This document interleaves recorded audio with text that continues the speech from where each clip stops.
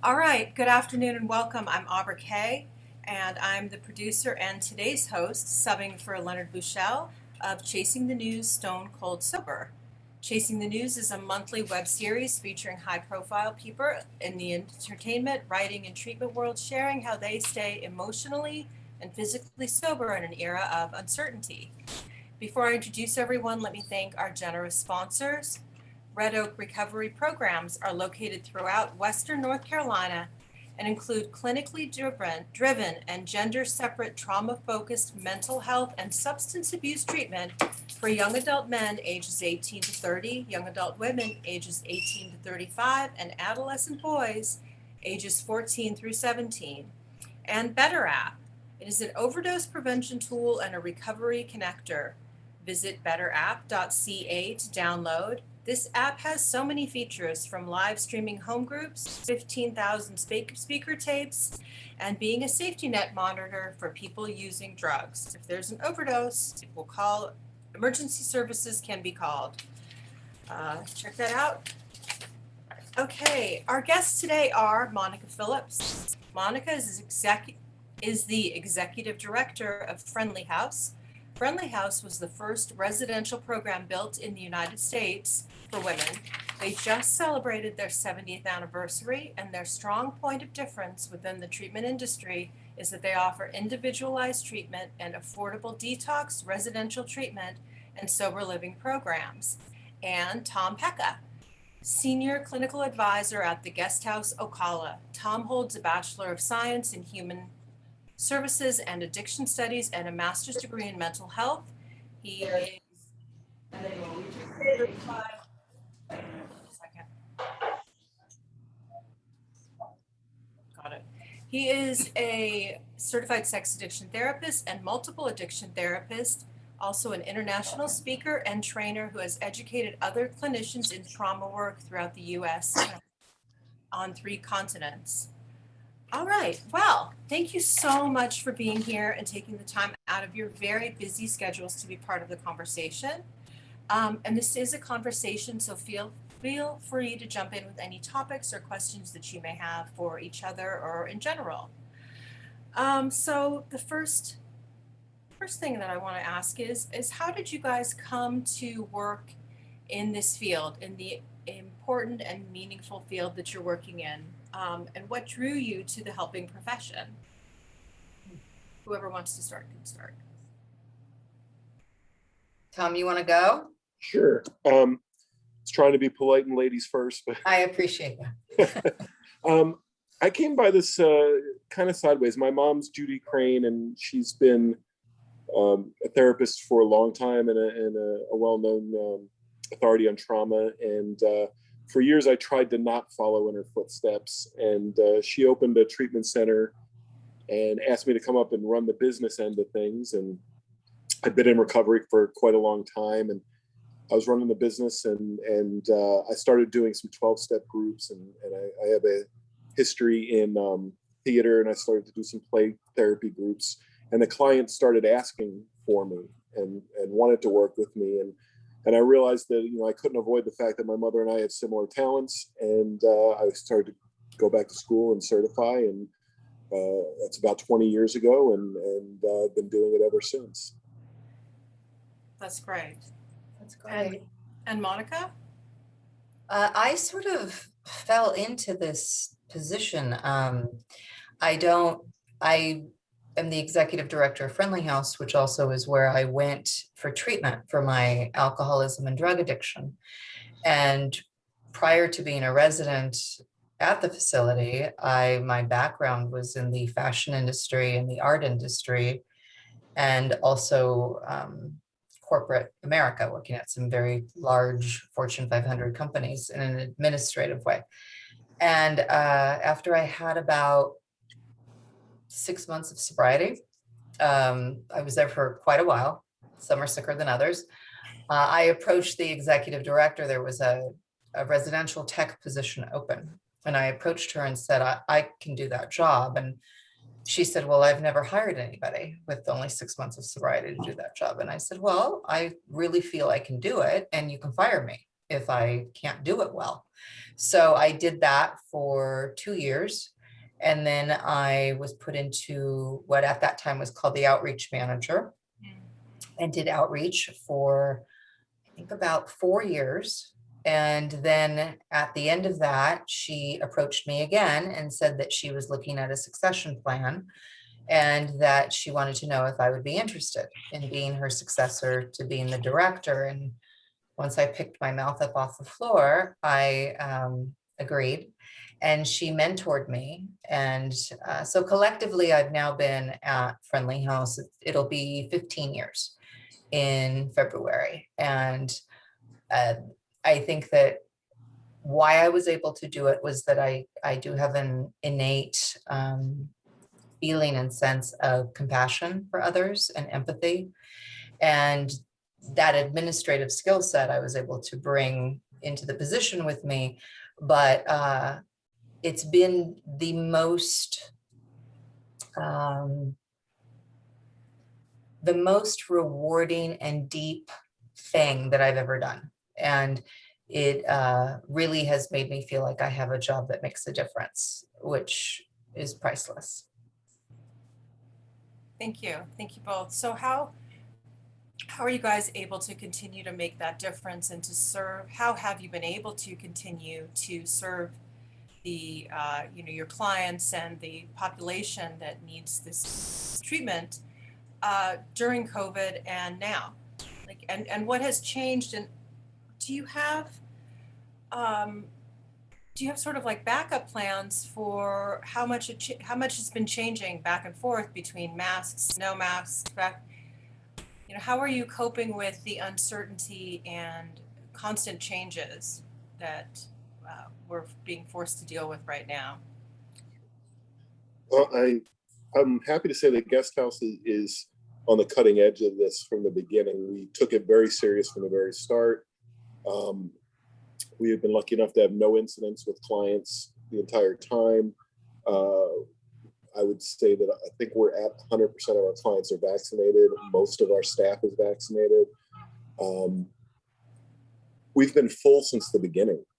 It's been incredible the amount of work we've been able to do. And we started off and we followed every guideline. And we have a great regulatory person. And Judy and John, who are our owners, said it doesn't matter what the cost is, we're going to do this right. We're going to make sure that we do this in a way that is the best for our clients and our staff. And I'm very grateful they did that. We started with masks. We started with testing every week. Every staff member would have to come in and have their temperature taken every day. And then as the guidelines shifted, and we're in Florida, and the guidelines here are a little less than in some other places in the United States, but we followed CDC guidelines, and we've been able to keep in person. We haven't had to go to Zoom. We've been able to stay with our clients, and I've just had a lot of success at it. I'm extremely grateful for our staff. Our staff's been incredible the entire time, and really grateful to our medical staff. And we have a full-time 24/7 medical staff. That helped a lot, and they've gone over and above. They've done more testing this year than I think probably any other industry except for in a hospital, and I think sometimes more than a hospital. When our regulatory agencies came in, they're telling us that we are above and beyond anybody else in our area.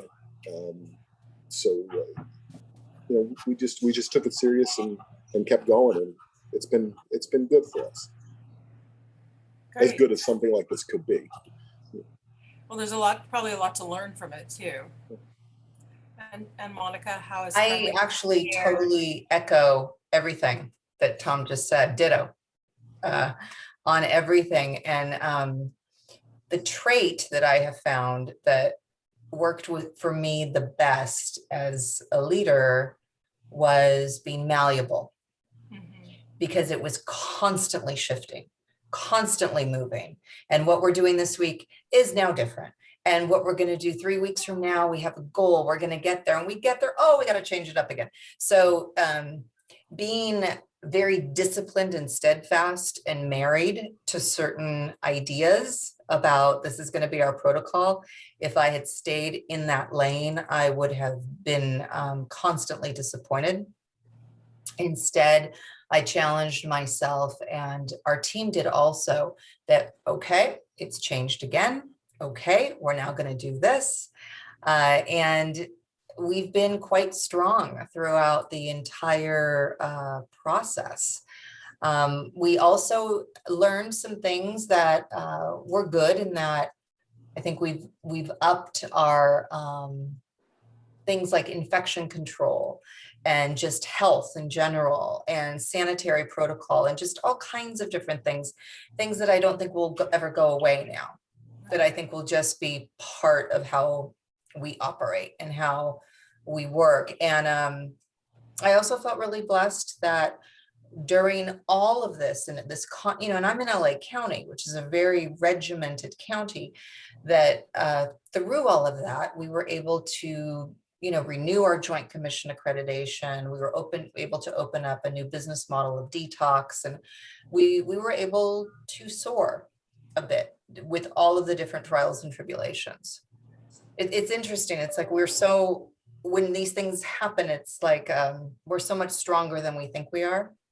Mm-hmm. Right? The way that we've had to all rise and just hit new bars. Exactly. So personally, how have you coped? Personally, and not just coped, but how do you feel that you've grown in some ways? What do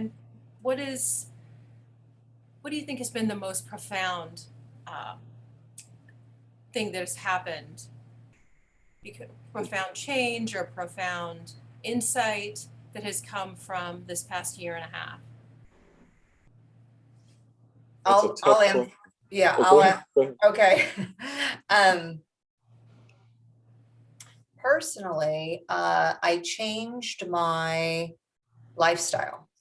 I was living in Burbank in a very, congested area, and we decided to move out of LA, downsize, and my quality of life has actually gone up in doing that.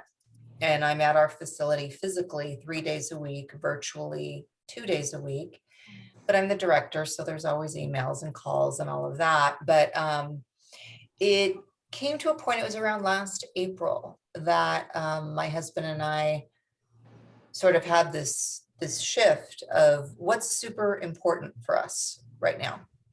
And I think that the pandemic, for me, did that, of what really, really is important. And do we need all this stuff?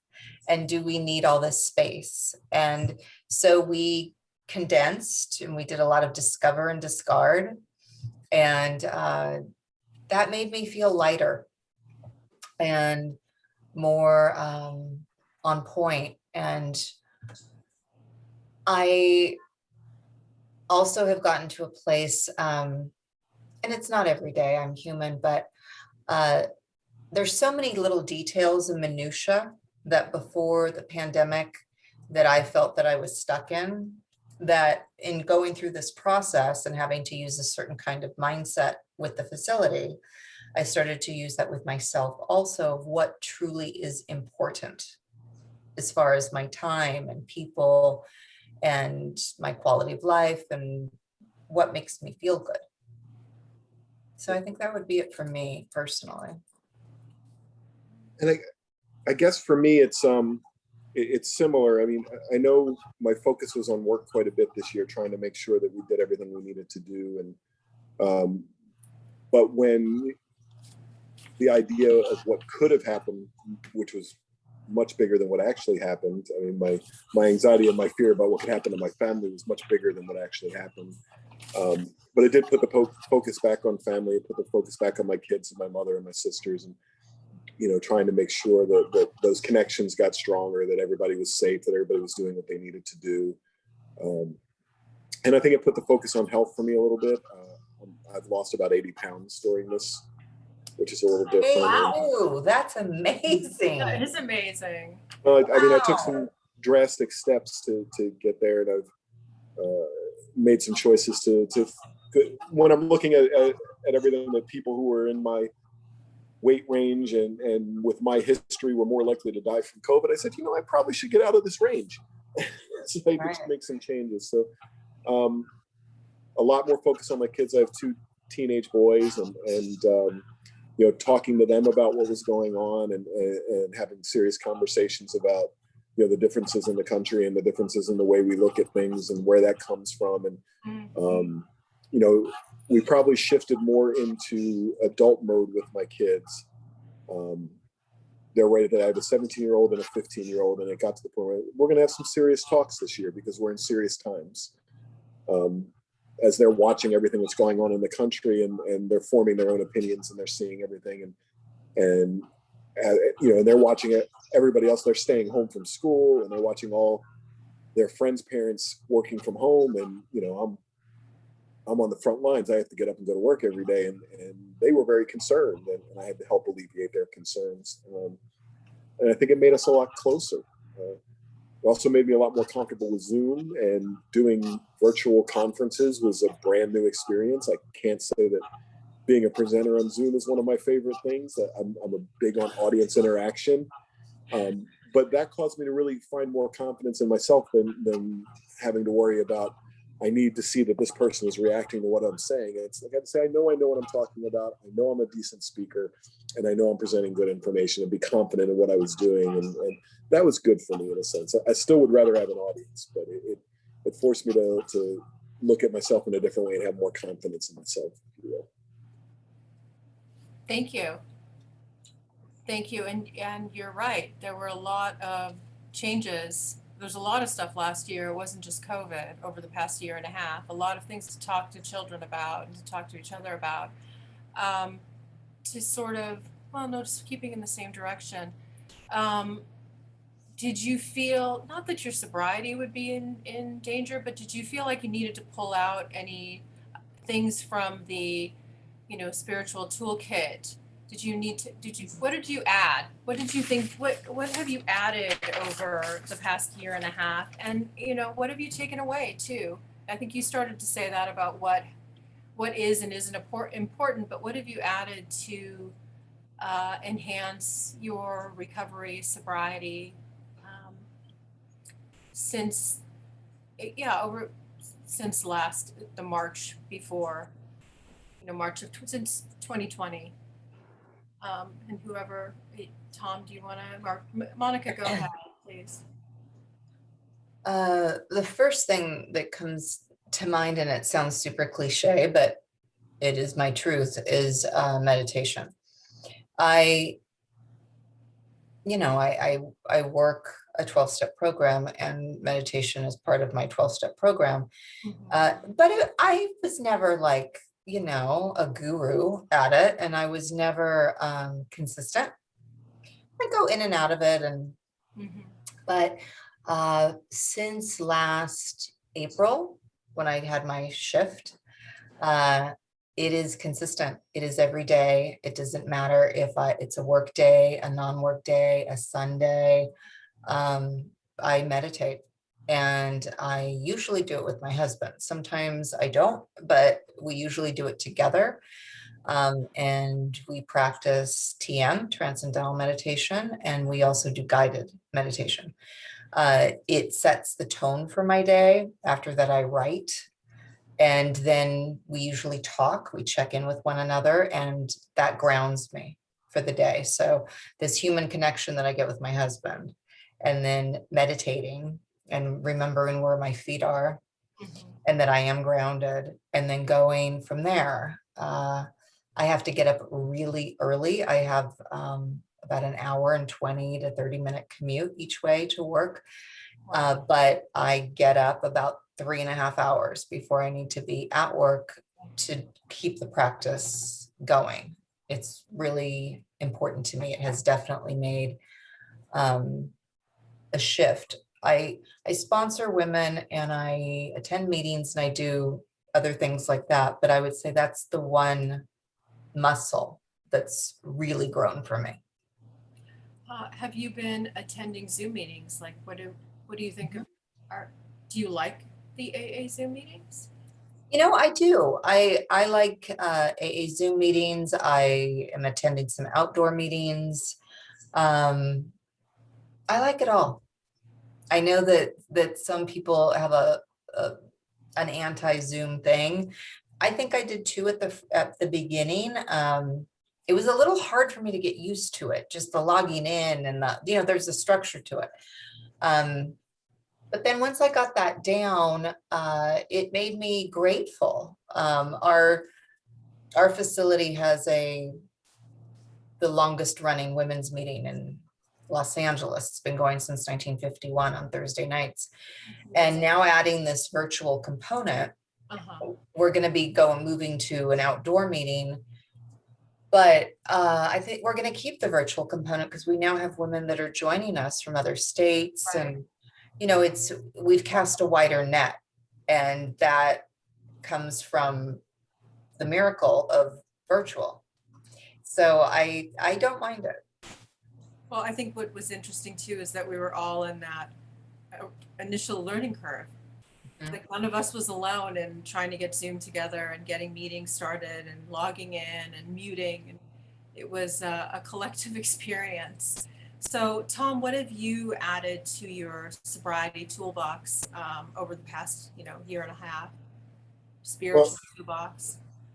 I mean, I love what Monica said, and I wish I was as stringent with meditation as because I do love doing it, but I don't do it as much. I think what I learned and what I added was I've been in recovery for 29 years, and I noticed that as we're getting away from things, that there was a complacency there that was setting in, and I had to be real careful about it. Zoom meetings were great for me. I live in a very small town, and I can't go into a meeting where there's not a former client. So having a way to do this where there was a lot of people who are also in the field or having some anonymity was great, because I don't have any anonymity here. So that was wonderful. But I think what I added in is looking closer at some of those things that are not necessarily addiction, but are maladaptive coping mechanisms that we're slipping in, food being one of them, certainly Netflix, just avoidance in general of life and being stuck, either at work or at home. So I had to start paying a little more honest attention to my own behaviors. Not that I don't try and do that all the time, but I think this year I've taken a little more closer look. I had a great sponsor. My first sponsor gave me this great metaphor, and he said, I want you to take that worst moment in your history, and I want you to kind of encapsulate it in a snow globe. And he goes, and every time you're making a decision, I want you to take out that snow globe and shake it up and look at it. And I want you to decide if this decision is going to take you closer to that moment or further away from that moment. Oh, that's cool. It was one of the best pieces of advice I ever got. First year in sobriety. And I think I took out that snow globe a lot more this year. I think we can be very good about, I can't use drugs, or I can't drink, or I can't, whatever it might be, you can't do. Right. Whatever. Process addictions are huge for me. But it's the non-black and white stuff that ends up getting in my way. And I think I took a look at the non-black and white stuff a lot more. I took a lot closer look at the gray.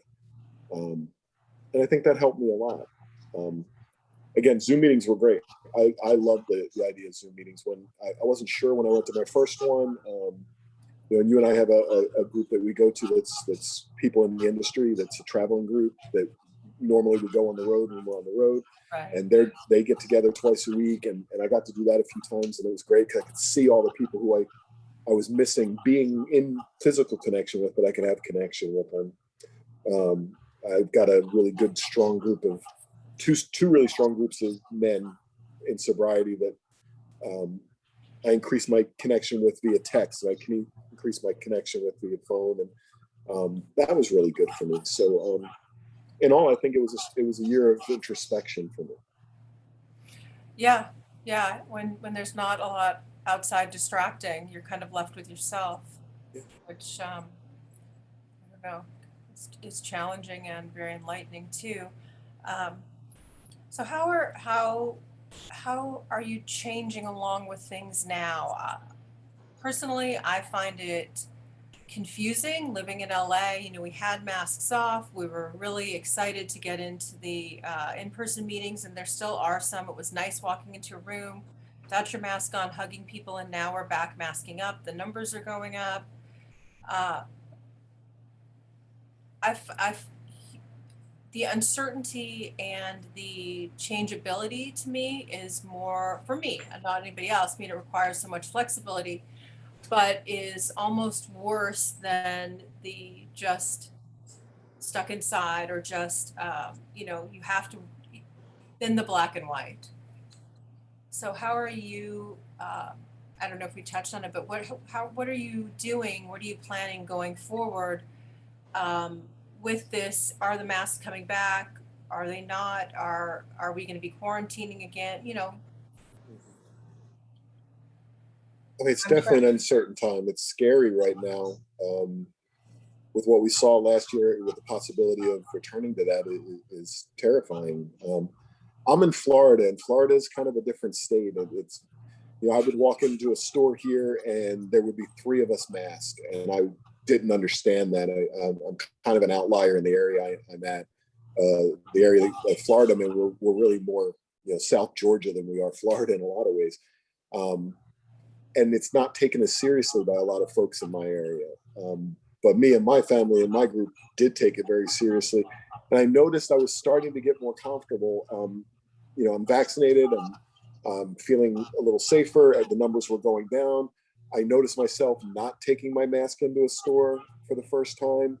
And then very quickly it's turning back the other way, and right. I'm retreating internally. I don't know what's going to happen in the country, but I know that you know, my greatest fear is that I would somehow infect somebody else. Like I don't, the idea that just is not something I'm okay with. So I'm going back to being a little more stringent with myself.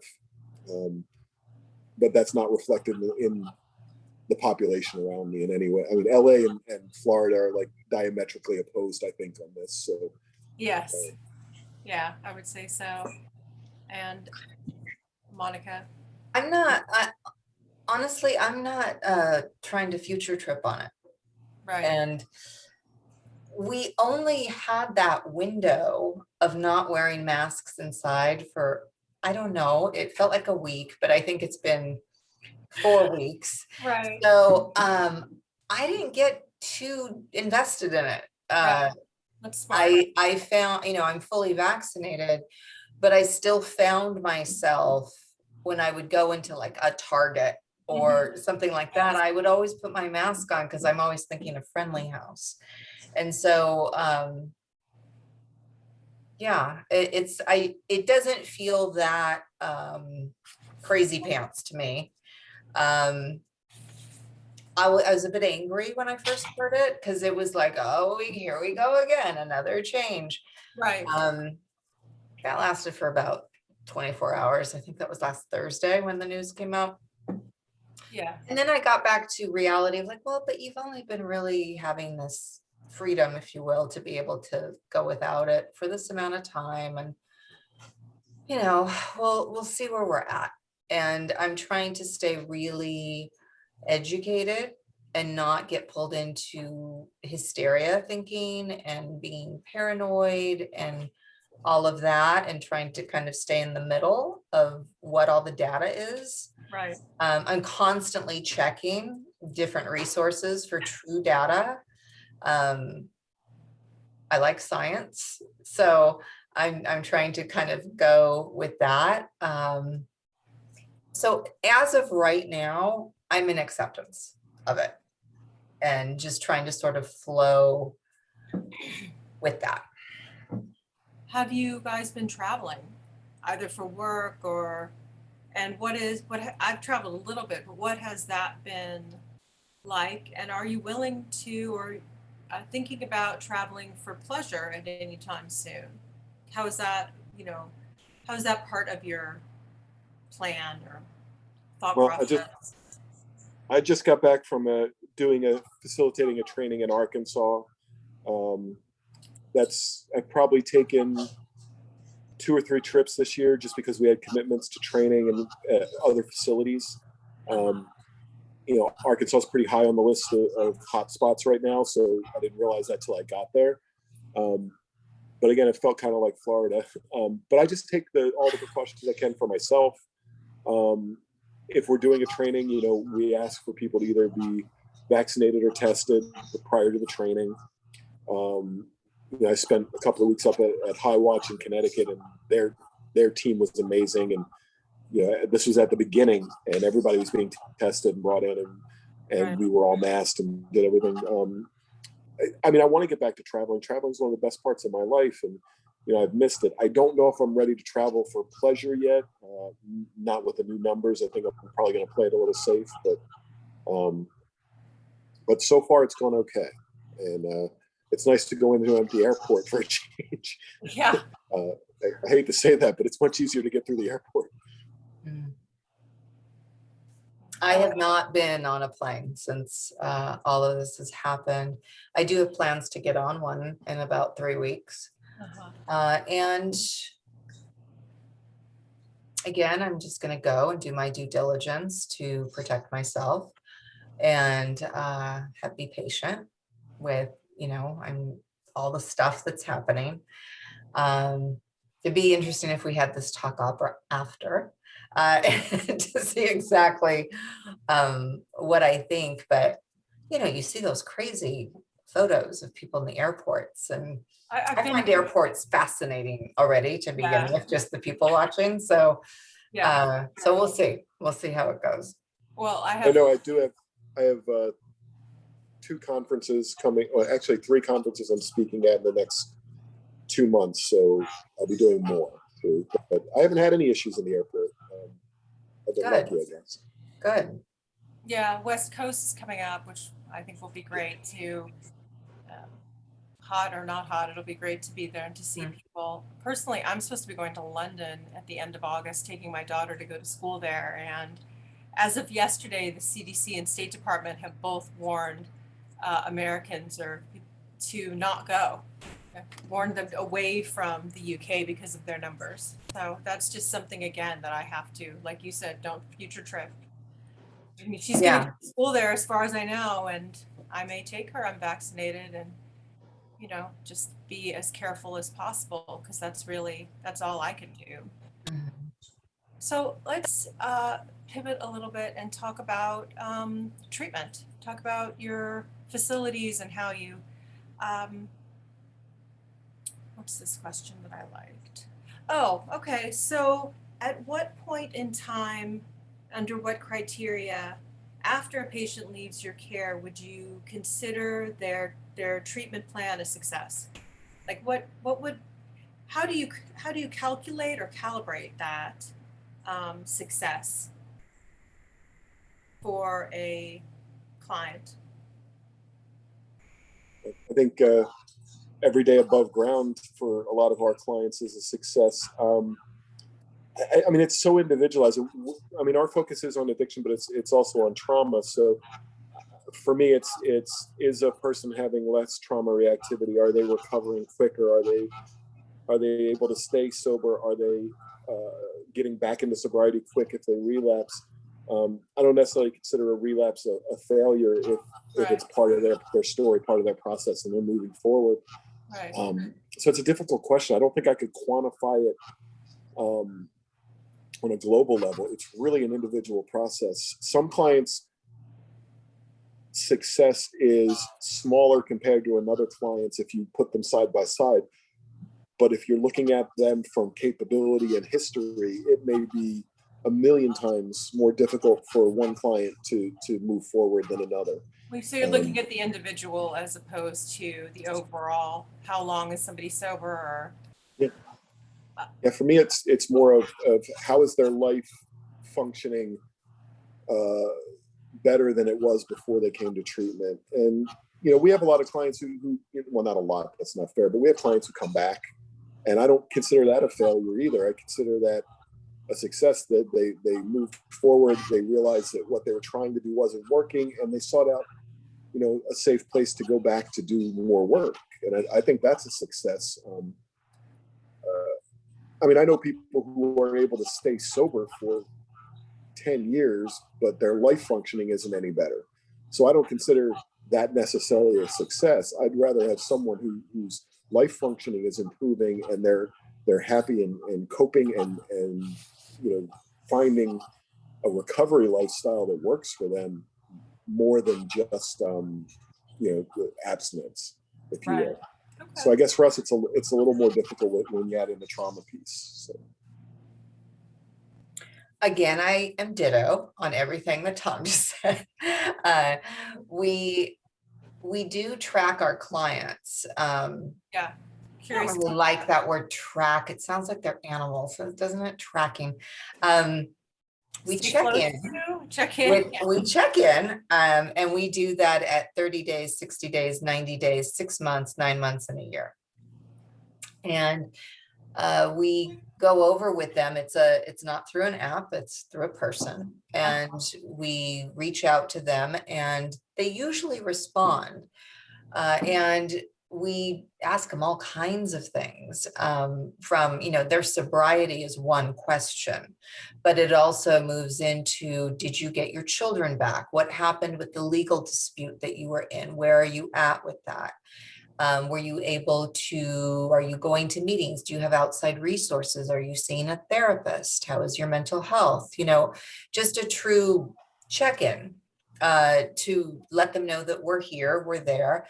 Same as I absolutely agree with Tom. If a woman has to come back, it's not a sign of weakness. I think it's actually quite brave, and that she's making the right choice. There's no shame in that. We welcome them back with open arms, and we feel blessed. I feel that they would feel safe to come back and continue sharing their experience.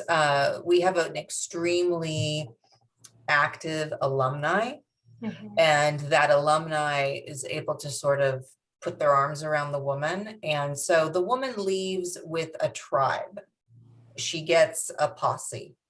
And because we've been in business for 70 years, there's women that have a lot of sobriety and they gather together around the new woman.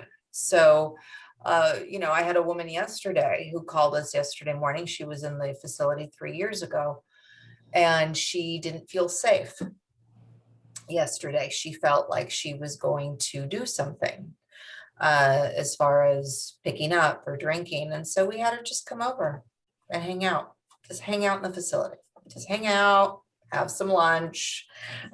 We talked to her.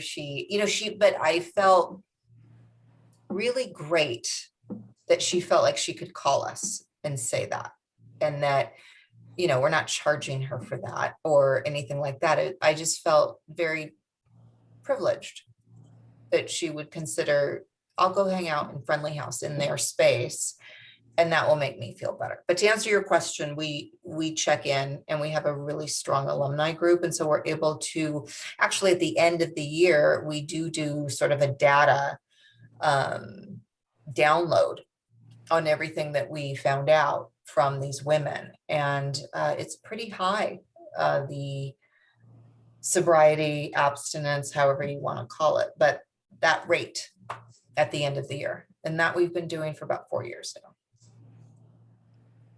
Wonderful. I mean, I really admire both your programs and both the people. I mean, I love John and Audra and Monica. You're wonderful, and love your event every year. Thank you. It sounds great for this year. How do you feel about medication assisted treatment, or about well, I think they're a little bit different. So let's just start there, as opposed to going into like psychedelics or ketamine. How do you feel about methadone, Suboxone, MAT? We tend to use it for detox. Using it for maintenance isn't our philosophy. Certainly we understand that there are people who do.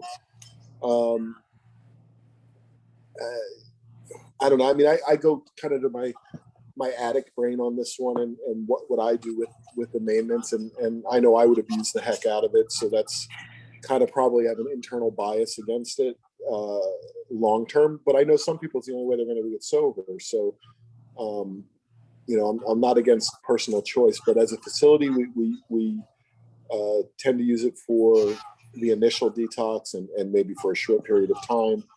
We've probably had one or two clients who are on maintenance over the years, but it's not our go-to, if you will. Thank you. And Monica? Same. And All right, next time I'm picking two people who. Tom, we need to hang out more often. Same. Yeah, we're not into maintenance, but we follow our medical director's advice. And there's a lot of different ways now in detoxing a person and helping them get from here to there. But we are a facility that believes in the 12 steps of a variety of different programs. And so due to that, we are an abstinence-based pro facility. Methadone, though, is something we don't use at all. I personally view it as a very antiquated way of dealing with opiate addiction. I think that there's much more modern ways to deal with that. But if a person comes in and they're on antidepressants or naltrexone or need it, or that's important. People's mental health is important, and for some individuals, I know that for some individuals it's like nothing from the neck up, and we believe in MAT. We believe that some people just need help. They don't get the type of drips within their brain that naturally happen for other people also when it comes to mood disorders. So my thought has been that MAT is more along the lines of the Suboxone, methadone, and that you're talking about psych meds, but I do understand the original, or that there are parts of AA, NA that really feel like, yeah, you're right, nothing about. And I understand that also, yes. I mean, there are certain meetings where they say if you've had any mind-altering chemicals, yeah, and I'm on psych meds, and sometimes I listen to that and I feel like but it's not the same. It's a little bit different from being at a stasis and using something to control or to change your feelings and your perception, your reality. Anyway, that's sort of beside the point. No, I agree with you 1,000%. I mean, even in the big book, it says that this program of recovery is for recovery, and that there are places you're going to need to seek outside help. Right. And this was in an era. The book was written in an era when, the medical ability to help with chemical issues in the brain was different. So I sometimes have issues with that as well. It's like if you need some Prozac, I don't think you're relapsing by taking it. I know some people do believe that. But certainly we're going to take every medical measure that's not mind altering that we can at our facility that is recommended by, our medical director. And, we've got a ASAM doctor. We have a functional medicine doctor who will do, who will do more naturalistic things, and we're going to do, and our psychiatrist, and we're going to do what's in the best interest of the client. So I don't disagree with anything you said. Okay, so let's move on to the mind-altering chemicals that are now being suggested for addiction and mental health. Anybody have any thoughts on psychedelics, ibogaine, psilocybin, ketamine? Off the record. Not related to the your record on a podcast. No, but not related necessarily to what you would do within your treatment facility or within treating other people, but just philosophically or. This one's tough for me, and this is more about my own personal issues than the guest house. But if someone doesn't have addiction issues and ketamine helps them with their depression and it's done properly, I think that's fine. And we do work with doctors outside of our own facility who have referred to us, who that's their way of dealing with it. As a trauma therapist, and I know there's a lot of, I know Gabor Mate is big on the psychedelics right now, and there's a lot of people who are advising it. I have difficulty with it only because, trauma is avoidance and trauma is dissociative. So the idea of using a dissociative drug to treat it internally bothers me. That's interesting. And I may, I'm not a scientist. I'm a recovering person and a therapist. I have a lot of anecdotal knowledge. I don't have a lot of studies and things like that. But just on a personal level, it doesn't seem to me. I think, yes, it could change the way that you think. A psychedelic, certainly we've used that for centuries as a way to alter the mind and to have a spiritual experience. And I'm not going to undercut anybody's experience. But the body and the nervous system is a different creature. And I don't think your body forgets, and I don't think your nervous system forgets the trauma. So I don't personally feel it's a mode that I would go or that I would suggest to my clients. And as far as addiction, I certainly don't think it's a way to go, because I've known far too many people who were tripping was their way of existence and escaping reality, not connecting to it. Right. So that's my own personal view. Okay, that's great. Thank you. It's not something that we recommend to our clients. We're dealing with addicts and alcoholics, that love and get the feeling of euphoria from the escapism, if you will, that those drugs can promote. However, with non-addicts, ketamine for depression, microdosing, there's been some amazing studies and amazing data that support that for that addict person that has had years and years of depression. So that's not something that I can really debate, but for what we do and with the demographic clientele and the histories that they have, it's not something that we recommend. Right. Okay. I totally get that. Just seeing such wild and interesting stories, even of recovery from addiction. But then obviously for the most part, it's anecdotal. And Gabor Mate there's a lot of stuff that he's come up with it. So what do you think of addiction? Just basically illness, disease, not? How do you feel about the disease model of addiction and alcoholism? Is that something you would agree with, or not so much? And again, like, I know you have facilities where you practice a particular, not just line of thinking, but where you practice a particular mode, 12-step, abstinence, which I totally get. I mean, that's how I work too. But do you agree with the disease model? And why? Like, what, just from your own personal experience or as a clinician? Monica, you want to go first? I believe that it's a disease and that it centers in the brain and that it affects the way that we think, react, and handle life in general. And I think that there's been, again, a lot of data that proves that it is. And I don't think there's any shame in that. I think that people have come a long way of being able to say that. And I don't think it's a moral issue. I don't think it's a willpower thing. I don't think that it's, if you change your lifestyle completely and start doing yoga and meditate and all this, that it will go away. It's something that absolutely has to be addressed. And if you have a bunch of trauma poured all on top of that, Right. that you're in for a big ride until you get some help. That's a very short answer. No, that's good, because after Tom answers, I have very frivolous questions that I want to ask to close it down. So we'll just totally go over there and go to the. I guess we look at it slightly different, but not completely different. The philosophy that we've espoused and the work that we do is that addiction, process addiction, substance addiction, are maladaptive coping mechanisms for dealing with adverse life events.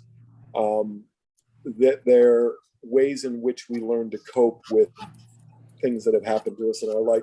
And for some of us, it goes to a more addictive place than others. So we do believe in the disease concept. We believe it's an issue within the brain. We do believe that there's a genetic component. We certainly, the research that we've seen, but we really believe that the people who are more likely to end up there are the people who have had those adverse life events that set them up for it. Right. Completely agree. Trauma. Yeah. And yeah, trauma, but even beyond trauma, because I think trauma is an overused word in our industry, and people they hear the word trauma and they automatically think sexual abuse, so they automatically think No, rape. it's much more broad ranging than that, and insidious. Right. And yeah, no, it's definitely not the big T traumas. Right. And I think we know that, but I think a lot of the average people don't think. Like, we get people all the time, well, I didn't have any trauma in my life, and by the time they leave the facility, they realize that every human being has these adverse life experiences and trauma. And I think it really sets us up. And I do believe, once an addict, always an addict. I don't think you can go back to, using on a playful basis. I don't think that's possible in my experience. Yeah, mine either. So I do believe in the disease concept. I don't know that I believe in it in the way that it was presented in the 1950s.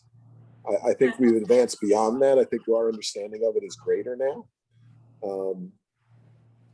So yes and no, if you will.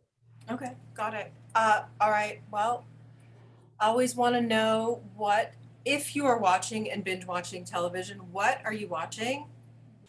What what's your favorite from the last year? What are you into now? And then shopping, more or less online shopping, and do you have any favorite stores that you found over this past year and a half beyond Amazon? So I don't know. You want to Who wants start? to go through? Well, I'm definitely a binge watcher. That's been one of my coping mechanisms that I've had to be careful with. Right now, I'm binge watching a sci-fi show called Eureka that was on the Sci-Fi Channel forever. I'd never seen it, and I'm enjoying that. But there's been so many, far too many, that I've watched this year. There's a great show on Amazon Prime, and I'm trying to remember. The Patriot, it's called. And if you like Fargo, if you like the Coen brothers, it's kind of takes place in that kind of a setting. It's very off the wall kind of humor, and that's probably been my favorite show that I watched this year. But I'm also a big Marvel guy. I just finished watching Loki, and I hear Loki's great. Loki was great, but and there's been a lot of great. But I'm a big. I think comic books and books in general saved my life as a kid.